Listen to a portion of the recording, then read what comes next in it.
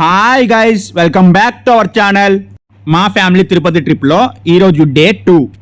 మేము తిరుపతి రీచ్ అయ్యేటప్పటికి early morning 2 అయిందనమాట. మాకంటే ముందు రోజు మా పిన్ని వాళ్ళ ఫ్యామిలీ తిరుపతి చేరుకున్నారు. వాళ్ళు విష్ణు నివాసంలో ఉన్నారనమాట. మేము అక్కడికి వెళ్ళిపోయాము. వాళ్ళ రూమ్లో నైట్ స్టే చేసాము. మార్నింగ్ రెడీ అయిపోయాము అనమాట తిరుపతి కొండ ఎక్కడానికి. ఆ తర్వాత విష్ణు నివాసంలో రూమ్ ఖాళీ చేసి బయటకు వచ్చి చూస్తే ఏసీ ఎలక్ట్రిక్ బస్సెస్ ఉన్నాయి. అది పట్టుకొని కొండ మీదకి వెళ్ళిపోయాము అనమాట. బస్సులో కానీ నడిచి కానీ ఎలా అయినా సరే తిరుపతి కొండెక్కుతుంటే ఆ ఫీలే వేరే ఉంటుంది. చాలా హాయిగా ఉంటుంది ఆ ఫీల్. మేము ఇలా బస్సు దిగినప్పటికీ మంచి స్మెల్ వస్తుంది, ఫుడ్ స్మెల్, టిఫిన్ స్మెల్.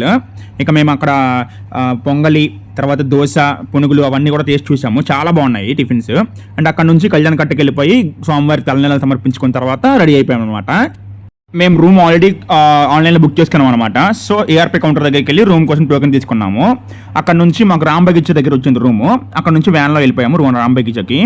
ఆ తర్వాత వరాహనరసింహ స్వామి దర్శనము చేసుకున్నాము. ఆ తర్వాత పుష్కరిణికి వెళ్ళి తలపైన కొంచెం చాలా నీళ్ళు చల్లుకున్నాం అనమాట. ఆ తర్వాత దర్శనం చేసుకుని వచ్చేసాక అక్కడ వాతావరణం చాలా ప్రశాంతంగా ఉందని చెప్పి అక్కడే ఉండిపోయాము.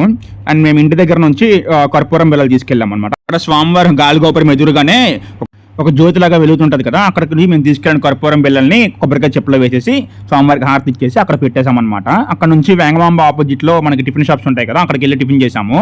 దోశ, ఊతప్పం, ఫ్రైడ్ రైస్ అవన్నీ తిన్నాము. కానీ అవన్నీ వీడియో తీయడం కావలేదు. మా సిస్టర్ కోసం ఒక దోశ తీసుకొని రూమ్కి వచ్చేసాం. మళ్ళీ నెక్స్ట్ వీడియోలో కలుద్దాం. Bye bye.